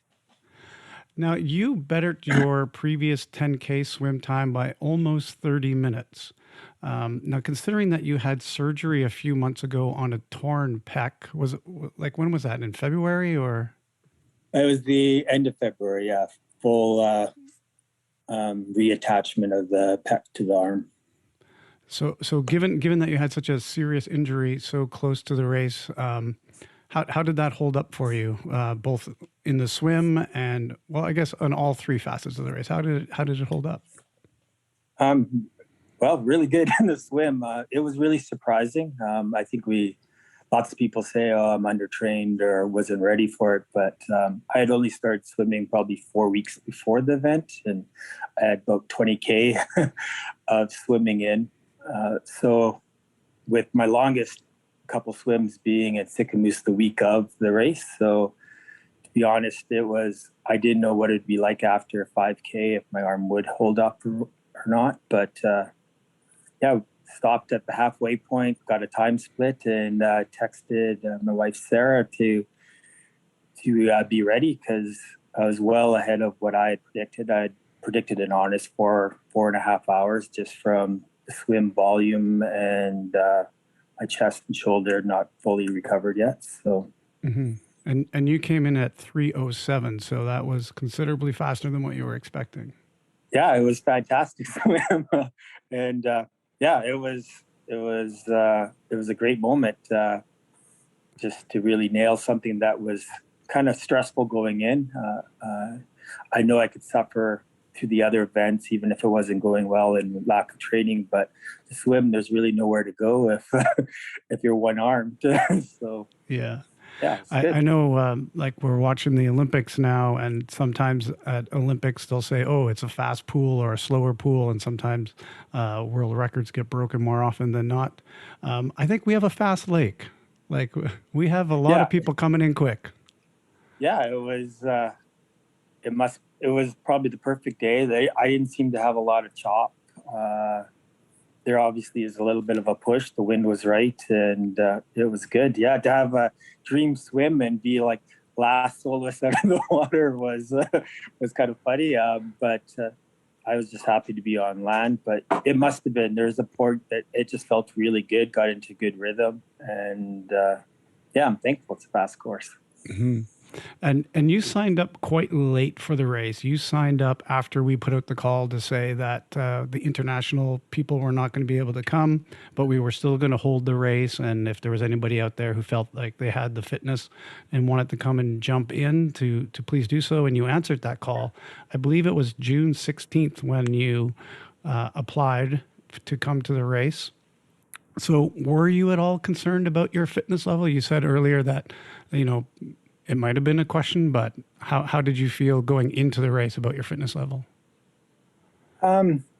Yeah, so I did sign up last moment. I think I was still filling out my fitness at that time, but just with such an odd, with 2019, and then 2020 and stuff like that with COVID, it was nice just to put a goal. Obviously, Ultraman's a big goal, but I had been planning on doing Ironman Canada at the end of August. So I'd had some triathlon on the calendar coming up, but this kind of sped that up. And I honestly didn't know what my fitness would be like going in. I did have my longest rides were around 100K, again, probably the week of, kind of trying to get some mountains in and such like that. Just wasn't able to. I had hardly rode in aero enough. Just that position was really uncomfortable. So there was a lot of, let's see how this goes. And we're just look one day at a time. And it worked out okay. Yeah. And you had a crew member come and join you, Nick Hopewell, who is also a previous 520 racer. He was looking to crew and you needed someone. So we were able to hook you guys up. How did that work out for you? Like, even though you've done this race before as well in the form of the 520, did he bring any different knowledge or things that helped you out that you hadn't thought about before? Yeah, I think it was great to have someone experienced, especially because we didn't really know each other, and it was kind of trying to put a crew, someone willing to kayak and such like that. Obviously, living on the prairies, we don't have that kind of water, nor that kind of. Our biggest lake is about 500 meters across. So to find someone that, kayaks much was great. And having someone experienced that's done the race before, I believe he's crewed before as well at the event. He was just calm, relaxing, and we kind of took it not as a real serious event, just to like as a competition wise, but just to get through each day. And it was great having that experience. And he was a great asset to our team, and he hung out the whole weekend with us. And it was good. Hmm. And you also had your wife, Sarah, on your crew, who's crewed for you at other races, and your daughter Jada joined you on the final day. Your other daughter wasn't able to come this time. Do you think that having your family with you as part of your crew is a good idea or maybe a bad idea? Like, because they're going to be so protective of you. Like, how does it work in your situation? I think it's great. I think some of my biggest events and accomplishments, they've been there, part of that. Sarah has gone across North America with me, crewing at ultras, which are some of them a lot more remote, a lot more hands-on. So this was kind of easier for her, I think. Longer days, obviously, a little bit more stressful on the bike, just to make sure the traffic and everything else. But I think it's a calming effect. They know me quite well whether I'm suffering or if it's a real injury suffering and stuff like that. It was great to have Jada the last day. We don't run too much together. She's probably done a few miles here and there over the years at ultras and such like that. So it was nice to have her on some of those tough Ks just to have someone to run with. I normally don't run with anyone through most of my races unless we have to have a pacer at some points. So this was kind of nice just to socialize, and without the pressure, it was just sharing some miles. Mm-hmm. Yeah. So one of the things that is really popular at our event is the fact that we have Steve King as our race announcer. And he doesn't just come and announce at the finish line and say, "You are an Ultraman." He is out there on the course all through the race at points you would never expect to see him sometimes. One of those points that he always is at the top of the wall. And you were coming up the top of the wall and he was doing his announcing for you. So at the time, you may not have recognized everything that he said. So I'm just going to play this back for you and get your comments on it on the other side. Remember, we saw him about a minute back of Scott at the Soyuz mark where we last located, but at that point he'd also made up some 3 minutes on JD. JD ran into some problems in Oliver as well. He hit a vehicle, but his gearing's okay. But Shane now, he's a strong man. You can tell he knows what's ahead of him. He knows about saving a little for that run tomorrow. And don't forget, he's hammering right now. He's sponsored by Hammer Nutrition out of Canada. He comes past us at 3:39.15. So that is 6 of our 7 riders through. 2:52.05, 2:59.45, 3:50. Okay, so that's Steve at the top of the wall, and the only people that were present while he was doing that announcing were Steve, myself, my girlfriend Ashley, and you. And he's out there doing that all day long. Sometimes even when a tree falls in the forest, but when I'm not there, I think he's still announcing to people even when our riders are not going by. He's just out there and announcing to the world what's going on at our race. How is that for you as an athlete to have something like that happening at a race? Yeah, Steve King is part of the experience to me.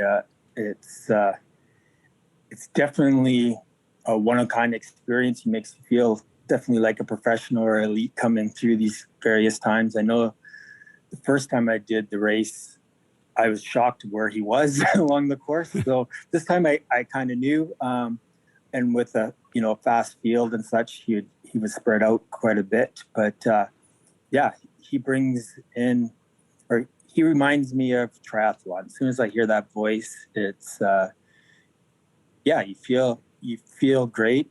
His stats are fantastic. Sometimes you're not always listening, obviously, as a racer, but I've been fortunate enough to have been at a few marathons, other triathlons, and be able to talk to him. And he knows his stuff. And and he's a special guy. He's reached out to me during some of my mental health issues and stuff like that. I have a special connection. And it's great to hear his voice while struggling along on a race. Yeah. And along those lines, now you've gone over this course twice. Is there some advice that you would give to our racers that are coming in 2022 or beyond about preparing for the race in your training, based on our course? And then also, is there any specific advice about certain parts of the course? Yeah, I think this is where I think Ultra experience is good, is that it's a long 3 days. Anything can happen. And so pacing is key. It's not going too hard, especially the second day. I think a lot of people worry about just the wall, but it's not even halfway. And so I think it's good to find a zone and pace and race your own race, not start chasing people. I think I've seen it over the years is some blowing up, not so much this time, but I think people just go out a little too hard, and pacing definitely key. Training wise, I wish I would have more hills for myself. Just those climbs do add up. I guess the bonus here on the prairies is headwind isn't so bad. So that stretch of headwind I'm used to that. Mm-hmm. So I'm used to that struggle. So it's probably, heat and some training is definitely good. The run training, I think people need to get off the pavement, run some gravel stuff and some slopes. I think everyone kind of worries about, as we're talking, is training for the up. And I know with various other races, and this race itself is trying to get that downhill train. Yeah. Did you? Okay. Long descents, you need to prepare the body just as much as the uphills. Yeah, that's good. And I wouldn't do the race on 400K of running for the year and like 1,000K of biking or whatever. So, but yeah, more mileage would be probably the course this time. Mm-hmm. Yeah. And as I said off the top, you will be going to Hawaii this November. And one of the great things about Canada is that it is far enough away from the U.S. Thanksgiving to recover, and close enough for you to carry over some of your fitness from Ultraman Canada, maybe even get a cycle of training in between. What kind of training do you have planned between now and then to help you out in Hawaii? I'm really looking forward to Hawaii. It's been a goal always to race in Kona. I've never gone to Hawaii just because I wanted to go, whether it was through Ironman or through Ultraman. So pretty excited to do that, and actually to hopefully go through this cycle well-trained and to be in where I want to be by Hawaii. So to me, it gives me a second chance at racing an Ultraman where I want to be fitness-wise. So yeah, my build-up, I have 2 different 100Ks ultras coming, both in Alberta. And then I have 2 Ironmans. So I'm doing Lost Souls 100K in Lethbridge, doing Ironman Canada and Penticton, doing 100K north of Wainwright here in St. Paul at Iron Horse, and then Ironman California, then taper in. But it'll feel good to have that kind of mileage and experience going in. And it'll be nice to get back to Penticton again and take on some of that same bike course. Yeah, not have to worry about riding the next day. It'll be good to, I think, get some revenge on that course, just with some bike mileage. So yeah, the build is just started with that race. So I feel quite confident and ready for the build. Hawaii wasn't on the radar, obviously, until there was options to get there. So in the schedule, it works out. It's probably a little intense to be ideal, but they're good training blocks. That's right. Do you have a favorite story from the weekend that you'd like to share with the listeners? I know so much about coming to the Ultraman is just meeting new people and sharing stories and creating stories throughout the race. Is there one that you would like to share? Well, it was great to see the athletes. Obviously, I didn't see much of them at the race, but it was a good experience to see that. I think the story probably of our race was a very late ride into to Princeton on the 3rd day to the run. There was quite a bit of nerves in our vehicle as we raced to make start time. And so it was it was good to have Nick in the car and Sarah being used to some of these last minute events. That's probably it's one that I think we'll always remember. I think showing up with 1 minute to spare to make start time. I think we laughed about it afterwards. It wasn't quite so funny probably the last 15 minutes. Yeah. We were, and that's an interesting story because you chose to go back to Penticton for the night, and all the other athletes were staying in Princeton. So that is always an option to stay in Penticton that night, but perhaps you can let them know what time they should leave Penticton in order to get to the start. Yeah. Earlier than we did, part of our delay, but they were helpful for the whole thing was getting a couple teenagers up and going, my daughter and her boyfriend. It slowed us down a little bit, but it all worked out. Excellent. Well, good luck to you in November, and you'll be seeing a few of our fellow racers out there with Scott McDermott, who was on the relay team, Barry Berg, and JD Tremblay. So we wish you all the best of luck when you attack the course in Kona. Awesome. Yeah. I'm looking forward to seeing all those guys again. And thanks for this. All right. Thanks a lot. Now I'm checking in with Barry Berg, this year's champion at Ultraman Canada. He finished in a time of 23:25:17. I'm sure he's very happy with that time, as I saw at the awards banquet. Other than the run, Barry, you had better times in every segment of the race as compared to your 5:20 times in 2019. And your swim was just 3 minutes more than professional triathlete Jordan Bryden, who set the record in Ultraman in 2019. Was that something that you were looking at going into the race? Did you think your swim was that strong? No, I didn't at all. I was very, very surprised with that.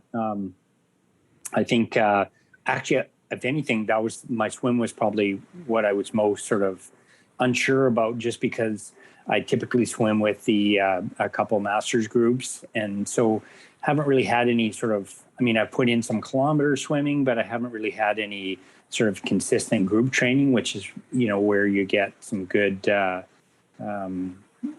I guess a little more high-end swimming. So I didn't have any. If anything, I had expected to be a fair bit slower this year.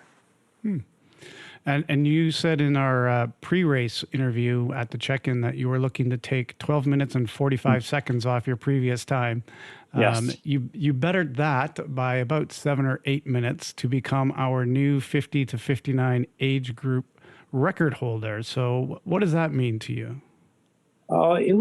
It's really, I mean, I guess it's just a number in one sense. However, I had kind of set this goal for myself. So it meant a lot just in that it was a 2-year goal.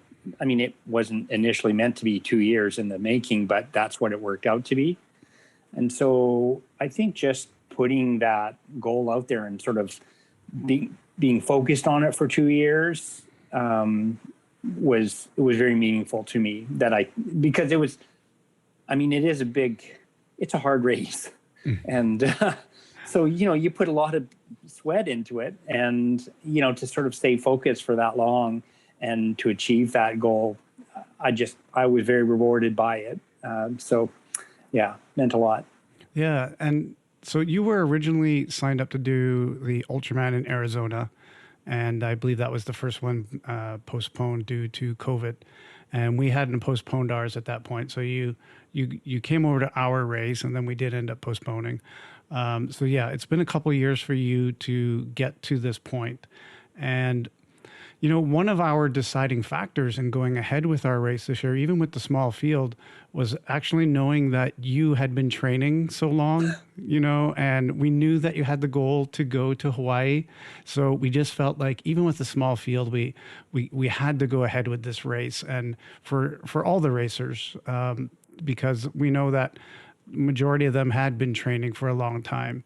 And, how was it for you to keep that training level up when there were postponement after postponement of races that were happening and cancellations. What did you do in order to keep that training at the level that you needed it to be at to pull off the time you did in the race? Well, first of all, let me say how much I appreciate the fact that you guys had me in mind and you put the race on, because it was meaningful. And I guess second of all, in terms of how it was a very mental process to keep going. There were definitely times because, I think if you're training for a shorter race and you said, hey, I could, I'm building for like an Olympic distance or even a half Ironman, you can reset that pretty quickly. But I think to get the miles in that you really need to, to have the race that you want for an Ultraman, I think you have to really build. And so there were definitely times when I was feeling like, what am I doing? Like, I'm building up to this and it's going to get canceled. But I guess what I said to myself a couple of times was, try to forget about the race period and just say, regardless of what happens, this training, it's not like this training is going to waste. I'm a healthier person because of it. Mm-hmm. My lifestyle is enabling me to, live longer basically, and healthier. And the base that goes in, it's not like it just goes away. Like if you build a big base and then don't race, it's not like you start from zero again. That's all still there. So it's still money in the bank. Mm-hmm. One of the things that I think people that are listening to the podcast listen for are tips on how to race Ultraman and how to prepare. And if you could give advice as to a certain portion of the course that's a way for people to plan for that. Is there a part of the course that you feel like you really successfully took on? And if so, how did you prepare for that and what was your plan? Well, a part of the course, I think it's really important for people to understand, and I can't say that I successfully took it on, but I think I was prepared for the suffering that was going to happen. And that is from kilometer about 40, basically the first marathon of the run, to probably 75 and maybe all the way to the end. The landscape or the GPS profile does not, or GPX profile does not give justice to how undulating and steep and hilly it is, because it looks like you're going to run, sort of a gradual uphill for the first marathon, and then you're going to coast downhill for the last part. But the reality is the real work starts at the first marathon, and then it's the hills are very severe. Mm-hmm. They're very punchy. It's not like you're doing, these 4-kilometer climbs up the side of a mountain, but you're doing these consistent up and down, like probably up to 1 kilometer climbs that are quite steep, and going down hurts every bit as much, if not more, than going up, because your quads are just, so in so much pain at that point. So I think be prepared for that. Just know that second half of that run is going to be a gritty, challenging time. Yeah. It's something that comes up time after time when people talk about our course, is just how challenging that run is, and around that 3/4 mark where you're just never ending going uphill when you think, I can see the top. Oh, no, there's another top when you go around the corner. I swore at a few of those hills and I knew they were there. Yeah. So one of the things that I'm really proud of that we did at the race is just, we were able to, I feel, pull it off in a way that it was like any other Ultraman event, where the family came together and people that didn't know each other got to know each other. And, the stories were made. And that's really what it's all about for me, is helping people to make those stories over the weekend. What's one of your favorite stories that came out of the weekend? Something that you can share with the listeners? Wow. One of my favorite stories, I guess, I guess the race itself, just the way it unfolded. I mean, I really didn't know what was going to happen. So, 2 years ago when we had a pretty close race at the 520, with another guy named John Bell, who was the champion there. And we were so close. So it was we really raced the last day.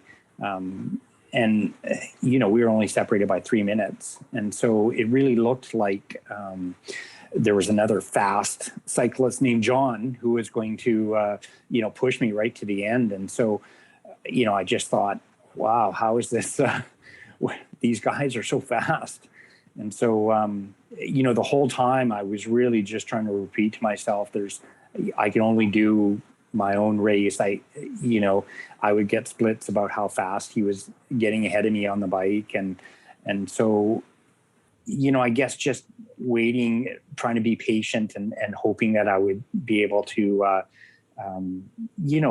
just running my race would be enough to sort of get to the end and achieve the goals I wanted. The first goal being just to finish so I could go to Hawaii, and the second one being I really wanted to challenge for the age group record. And then the third one is, I wanted to win. So I guess just the way all three of those came together, for me, that was my story. I know that's maybe not as anecdotal or interesting, but it was my focus for 2 years. So. Fair enough. Yeah, absolutely. And so heading into Hawaii, do you have any expectations for that race? I don't. It looks like such a challenging race. I mean, it looks like there's so much climbing on the bike. And I guess if anything, I would say the least strength I have is climbing on the bike, and Hawaii looks like there's a lot of it. So it looks like it's going to be pretty challenging. I also know from doing Ironman Kona in the past how challenging it is to run in that heat. So I guess I don't really have any expectations. I mean, the funny thing is when I finished that Ultraman in Benticton, and Steve King said that I'd had the age group record, he then proceeded to bring up that I was only 3 minutes from the age group record for all of the Ultraman. So I haven't actually looked into that, and I was like, oh, it's a good thing I didn't have that in my mind. Man, but who knows? I think that the Hawaii course looks like it may be overall harder to do than the Ultraman Canada, but I'm not sure. So no expectations. I guess I'd like to, get on the podium if I could, but there's so many factors and variables, and great racers that go there. So yeah, it is. It's a hive of great athletes for sure.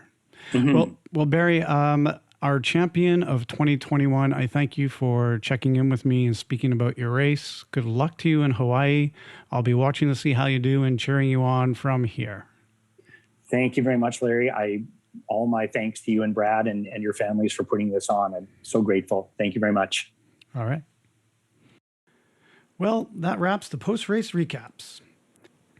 It was longer than our usual episodes, but you didn't have to read any race reports online.